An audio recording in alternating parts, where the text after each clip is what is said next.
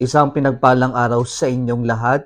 Tayo po'y magninilay sa salita ng Diyos, ang pinagmumulan ng awa ng ating buhay, ang salitawa.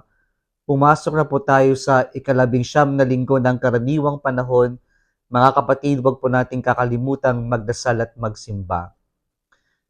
Noong nakaraang pong linggo, pinalalahanan po tayo ng Panginoon sa kanyang mga salita na ang lahat ng bagay sa mundong ito ay walang saysay, vanity of vanities. Dahil ang mga bagay sa mundo hindi natin madadala sa langit. Lahat ng bagay sa mundo ay ephemeral, fleeting, temporary. And so in the gospel last Sunday, we are reminded that we can be fools when we think that life is only about what we have and not who we are or who we become.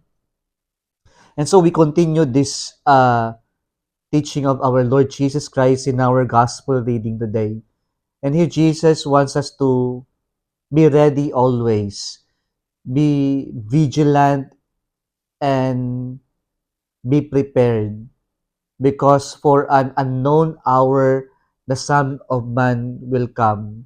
And this perhaps can be connected with the reality of death, na hindi natin alam kung kailan tayo mamamatay. Meron sa atin mamamatay ng maaga, sa kalagitnaan ng buhay o edad, at may mga mamamatay ng katandaan. Ang kamatayan ay parang magnanakaw sa gabi, darating sa oras na hindi natin inaasahan.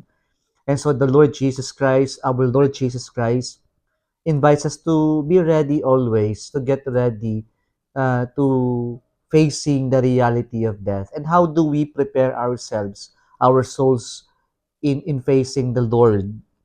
Our gospel reading today tells us to light our lamps.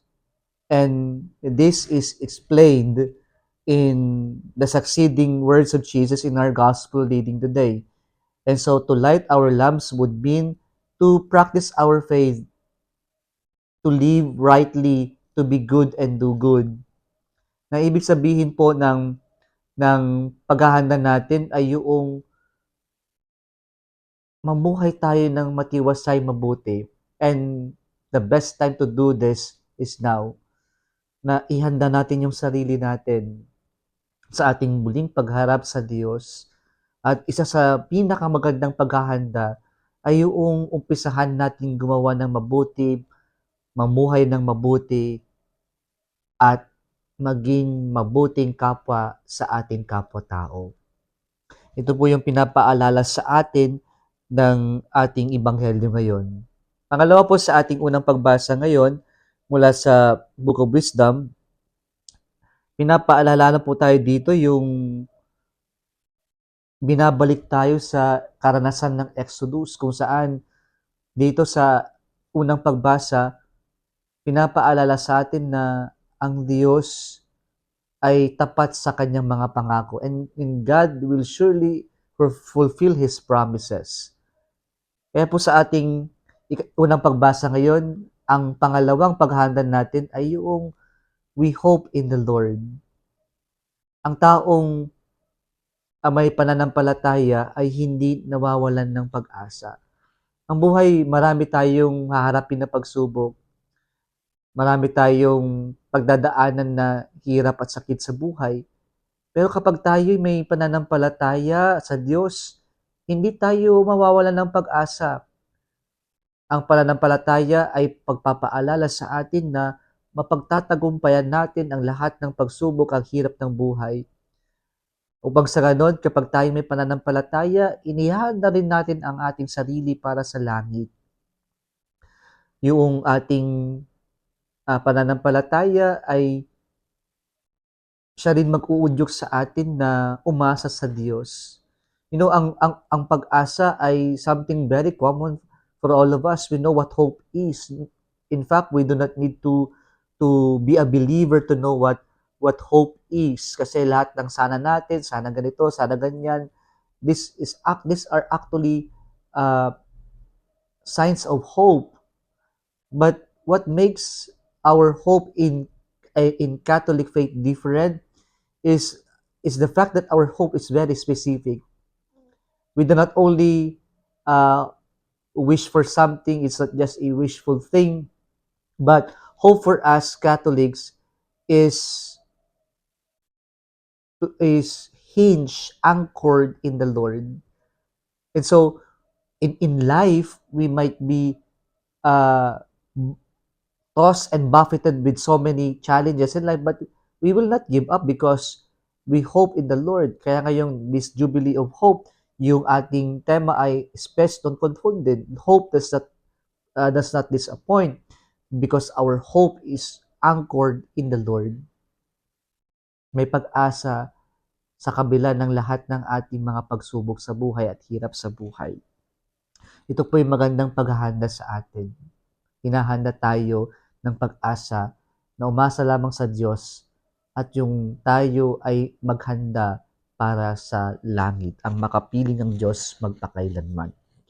Pangatlo at panghuling punto natin sa ating ikalang pagbasa, ano ba yung paghahanda na itinuturo ng sulat sa mga taga-Hebreo? Pinapaalala sa atin dito yung kahalagahan ng pananampalataya sa Diyos, faith in God. And here, we are given the example of Abraham as the father of nations and father of faith. Na dito binalikan yung karanasan ni Abraham na despite of so many uncertainties in his life, that God wanted him go fra, uh, to go from this place to this place, to leave his place of birth and go to this unknown place. And the Lord even asked him to offer his son. And so there are many things that Abraham did not actually understand, but he trusted in the Lord. And so this is the kind of faith that God wants us to have if we want to prepare our souls for heaven. We need to have that kind of faith that knows how to trust in the Lord fully. Na may mga bagay-bagay sa buhay na hindi natin maunawaan at lubos na maunawaan na nais ng Diyos, pero sa kabila ng kakulangan ng pagkaunawa natin sa kagustuhan ng Diyos, ang isang nananampalataya ay magtitiwala pa rin sa Diyos. Mga kapatid, sana sa buhay natin, sa paglalakbay natin, patungo sa kaharian ng Diyos, nawa dalhin tayo ng pananampalataya natin na patuloy na magtiwala sa Diyos sapagkat alam natin God is bigger than all the challenges that we encounter in our life. That we believe and trust that God will not abandon or orphan us. We believe that God will accompany us, help us, and provide whatever we need in life. Ito yung pananampalataya na ihahanda tayo para sa greater things because we trust in the Lord. Nagustuhan mo ang video na ito, huwag kalimutang mag-like, i-share at mag-subscribe sa Salitawa Facebook page and YouTube channel. Muli isang pinagpalang araw sa inyong lahat.